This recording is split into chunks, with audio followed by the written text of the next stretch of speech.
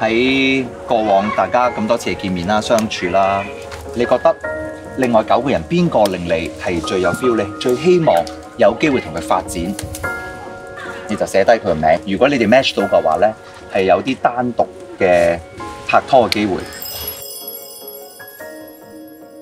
咁啊，刻在心底嘛，我覺得都可以運用今次呢個咁嘅機會呢，每人有1分鐘時間向你寫嗰個名字，講出你自己一啲嘅心聲，可以係一個表白啦，可以係一句嘅多謝啦，可以一個祝福都得。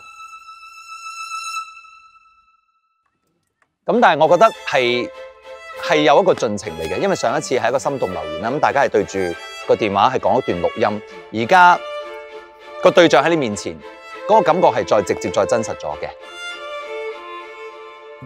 我哋先嚟睇下 Kenny、Jusco 同 Ray 呢個有少少微妙嘅三角關係先啦。睇下 Ray 個糾結樣都係未寫好噶啦，聽住 Jusco 講咩先。可能對於其他人嚟講，可能會覺得啊，我其實都係冇得揀之下揀咗一個，咁我就寫一個名落去。咁但係其實overall 我係覺得呢個名嘅人係，我覺得都係算係都幾好傾嘅。咁亦都同佢相處舒服嘅，所以我寫咗佢個名咯。其實我揀嗰個人咧，其實一同佢傾偈咧，其實都 feel 到係即係大家好多嘢都夾嘅。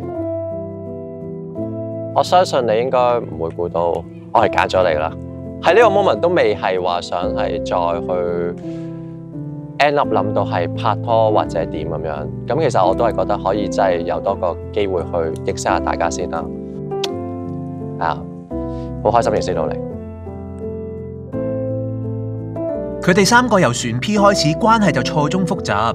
Kenny 同 Jusco 互揀，但去到營科會又變成 Kenny 同 Ray 有啲嘢，一個估唔到嘅名字真係好難明啊！算啦，都係跳去下一個。其實我都好多謝節目裡面認識到你嘅，我對你嘅認識或者你對我認識咧，其實係一啲都唔深嘅。雖然你嘅普通話都麻麻地，將來有機會嘅話，咁就係咯，得閒飲茶啦。咁其實我都唔知你飲唔飲茶嘅。其實如果唔飲茶，飲酒啦；唔飲酒又飲其他嘢啦，咁咯。講多啲，我練習多啲。OK。死！我而家越嚟越估唔到你哋選咗邊個先。果然越跳越亂啊！都係聽翻啲心情啊，仔仔，冷靜下。咁我揀嗰個名咧，好開心識到佢啦。喺酒吧做咁耐，我見好多人啦，識好多人啦，但係我都好少遇到呢一類型嘅人。咁咧呢個名咧雖然係重要，但係其實佢只係佔50% 重要，因為拍拖係2個人嘅事。除咗我知道自己想點之外，對方想點都係一個非常重要嘅考量嘅原因。因為愛情係2個人建立嘅一塊田，而唔係我想點就點或者等價交換。雖然我對佢好有好感啦，但係其實我哋2個世界人嚟嘅。咁樣就，所以我都希望我祝福佢揾到佢嘅幸福啦，就係咁啦。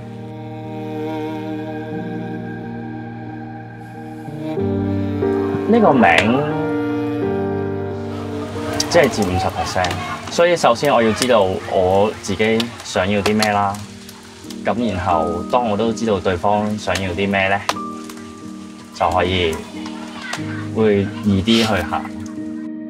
毫無懸念嘅選擇，隔住個 mon 都 feel 到嗰份心情。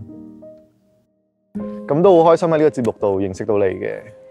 咁我覺得無論之後個結局係點樣啦，你 end up 揀咗邊一個人都好啦。首先我係open 嘅，因為呢個世界就係咁噶啦，唔係你揀我就係我揀人噶啦嘛。咁所以我覺得係我揀嗰個唔代表佢會揀嗰個。咁所以如果 end up 佢可能真係到認識咗佢覺得唔 OK 咁，或者完全係冇機會開始咁，其實我 OK 嘅。我知道你係需要多啲時間嘅，咁本身我自己個人都唔係好有耐性嘅人嚟嘅，咁不過喺呢一件事上面，我覺得我會選擇俾多啲時間你去做決定咯。咁我好貼題啦，咁我都係揀翻一個我覺得一個我唔會忘記嘅名字啦，咁樣。咁我覺得個結果係點樣都好，因為其實結果好難料，真心。即係其實除咗係可能選擇之外，仲有好多其他因素啦。咁但係我都會覺得嘅就係呢個名係喺我一個心裏面有個位置，但同時係我都希望嘅就係即係佢會揀一個係佢自己最舒服同埋最開心嘅決定咯。係。又係你哋三個啊！Carson 同 Louis 都一樣係毫無懸念咁奔向 Andrew 噶啦。咁 Andrew 又會唔會受 Secret Angel 事件影響，轉係 Louis 呢？真係急死人啊 ！Well， 咁你都知我係一開始都係對你有興趣嘅。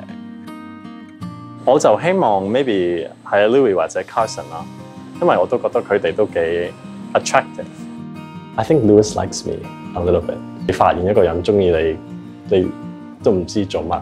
咁以前啊 Louis 係第一 ，Carson 係第二嘅。Hey, hello. It's very difficult to begin a conversation. 其實又唔係佢係咪真係中意我咧？你嘅選擇係 Andrew。OK。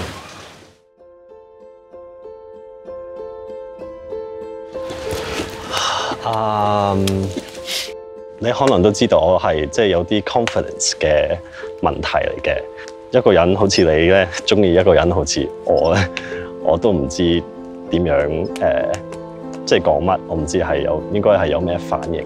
諗翻以前，我可能真係唔係好識拍拖，咁我希望你都會即係有 patience 一齊，即係等我學點樣做一個好嘅男朋友啦 ，maybe。但係而家都係有啲早嘅，即係都要 patient 啲，都要諗清楚啲，係咪你真係會繼續中意我嘅？俾掌聲！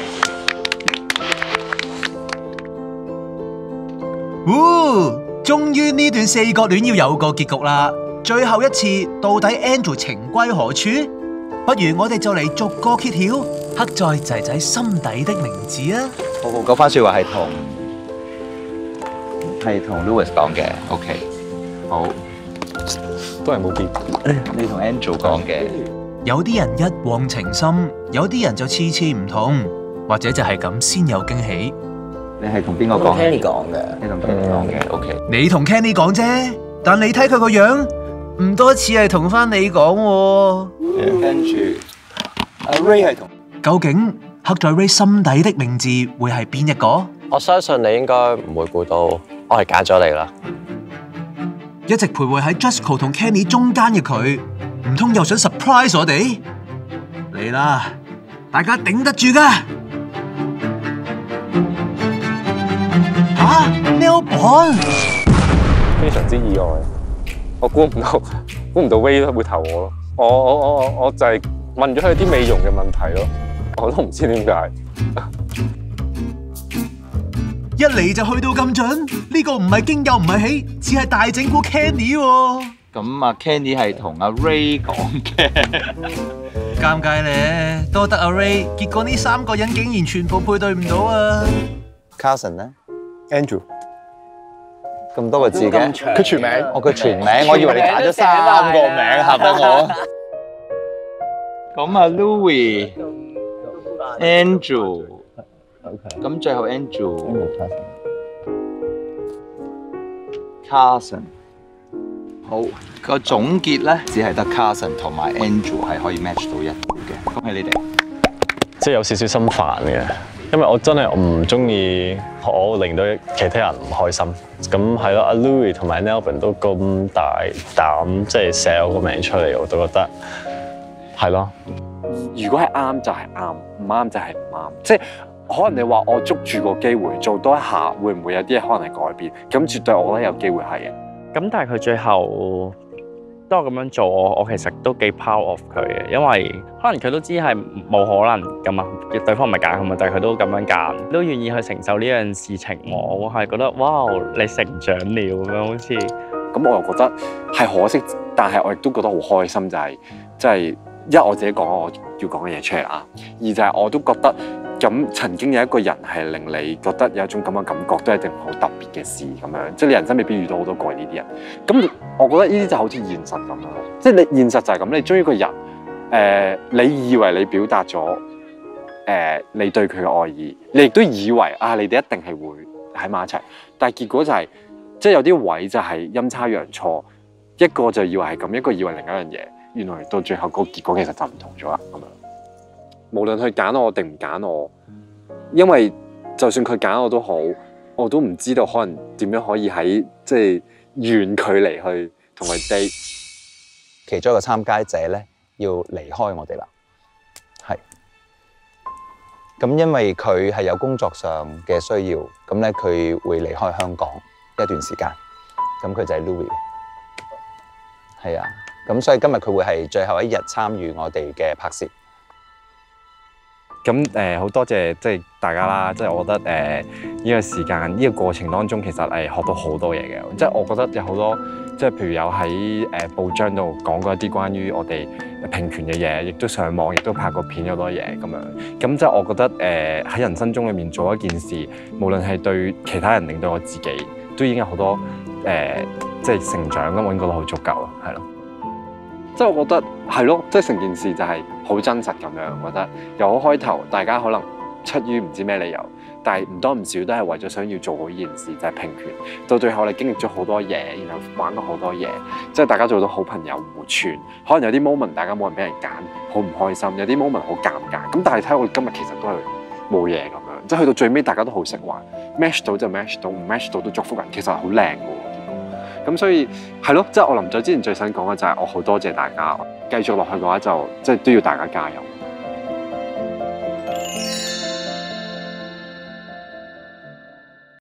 中意仔仔一堂嘅朋友，記住 subscribe J2 YouTube，仲有 follow 埋 J2 Facebook 同 Instagram， 緊貼我哋最新嘅動向。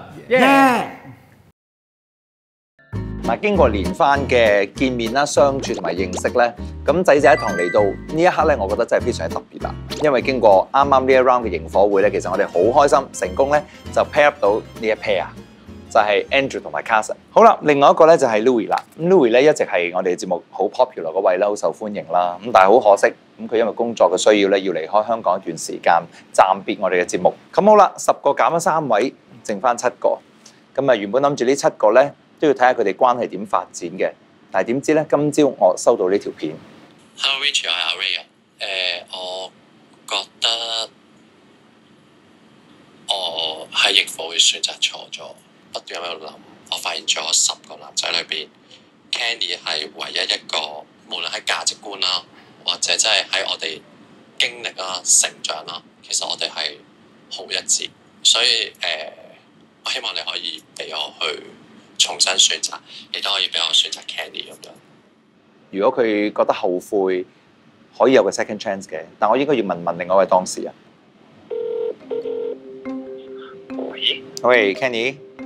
Hello。係啊，我今朝收到阿 Ray send 你一條片，推翻佢嘅決定啦。咁佢而家就想揀翻你，就唔係揀 Melbourne。咁但係我都覺得要睇下你點諗嘅。嚇，咁突然嘅？都可以嘅。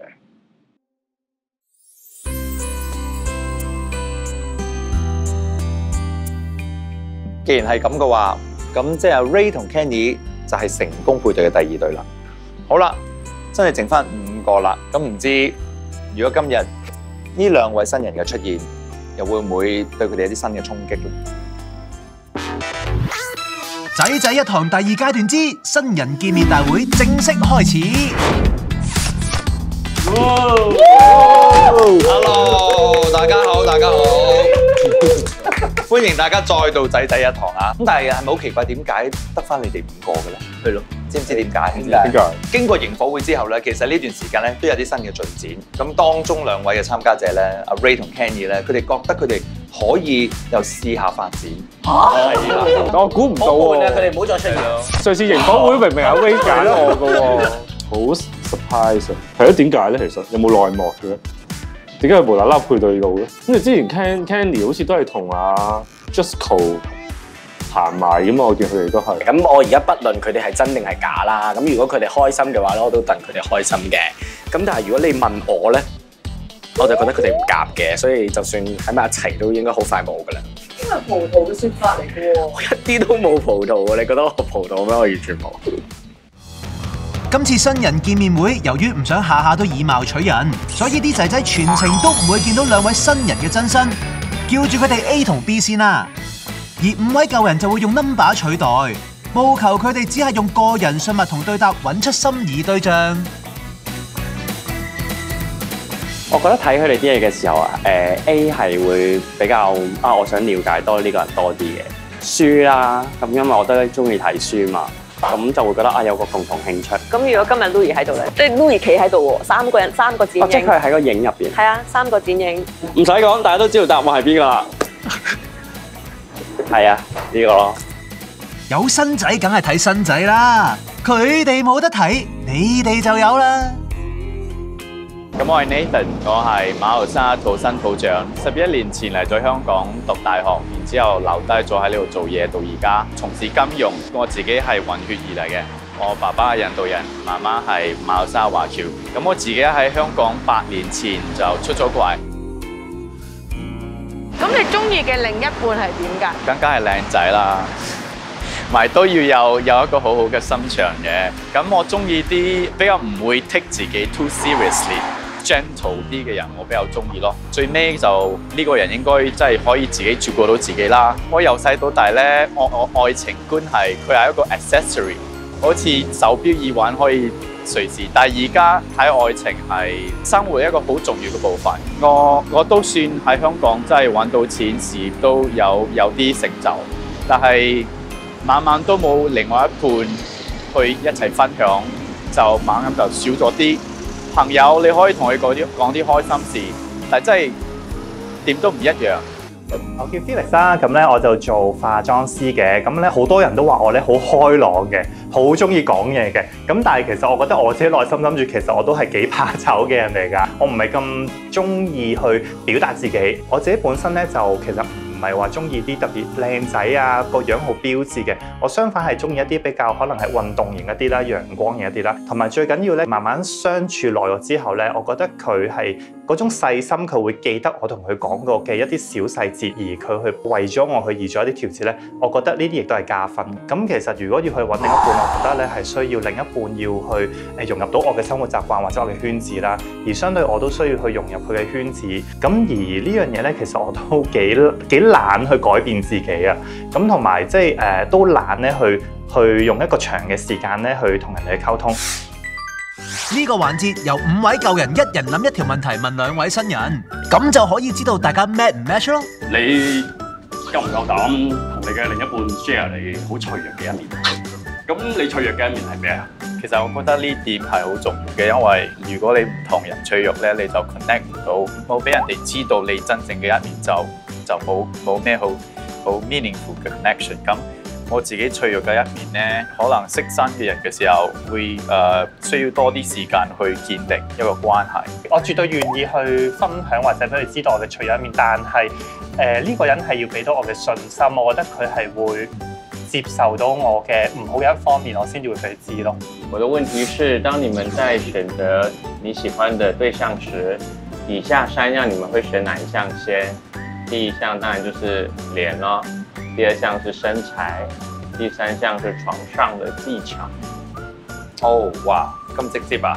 聽得清楚啊 ，A 先生、B 先生3樣嘢點選？全部生，你哋全部生。唔係啊 ，OK 啊，全身。一定是選臉，因為我覺得對臉的時間應該是比其他部位跟事情來得更加多吧。我咧就會揀身形嘅，因為咧身形好咧個感覺會比較係有一種活力啦，好運動型啦，陽光啦。好啦，咁4號咧，我都想知你揀咩喎？當然我會看內心嘛，我們是看內心最重要。收啦，你個3個選擇都冇，收還是回家吧。你哋拍過幾多次拖？最後一次拍拖係點解散嘅？我只係拍過一次拖，嗰次拖散又係因為佢唔係喺香港住嘅，過咗半年到之後就冇咗，好純情啱你喎！我拍過3次拖，咁對上一次分手咧，就係因為我哋最後尾都係攞唔到一個共識點啊，咁所以最終我都係選擇係分手嘅。你真係㗎，3次1次。做乜質疑人哋啫？你哋嘅實有咩好疑喎？我都係覺得 A 先生吸引啲嘅，其實即係佢講嘢係比較怕醜嘅，咁有少少似Andrew 咯，咁有少少似 Andrew 咯。同埋佢哋拍過一次拖啊嘛，咁就好似比較純情啲啦。佢話佢自己拍過1次拖，咁我覺得呢個係對我嚟講係有少少。咁如果人生中淨係拍過1次拖，仲要係半年咁樣，咁互相認識，跟住如果再繼續發展嘅時候，其實對我嚟講會有少少 hesitate 咯。依家就輪到舊人選擇嚟緊想同邊個新人單獨約會。睇過 Howard、Catherine、Jusco 就揀 B 先生，其餘嘅就揀 A 先生。咦 ？A、B 先生每人淨係得2個 quota 啫，都係交翻個決定權俾 B 先生啦。我想問你哋對於呢個愛情啦，喺香港嚟講咧，我哋會喺呢個地方好多唔同嘅 culture 啊，或者好多唔同嘅文化。男仔同男仔拍拖呢一段關係，你哋會有啲乜嘢期望咯？咁我當然希望我哋香港嘅同志圈可以帶動到推動到嗰個同志平權，跟住令到我拍拖嘅話可以有機會有一日可以喺香港度結婚啊！我希望同我嘅伴侶係可以好似普通人咁樣咯，即係出街行街睇戲食飯，其實都同男仔女仔或者女仔同女仔其實都係冇分別嘅。咁大家唔需要好多避忌啊，或者好多考量咯。我其實都同一紅差唔多嘅諗法，因為咧我都想最尾係可以同一個男仔結婚嘅。好啦 ，B 先生你決定啦，咁你揀係幾多號先咧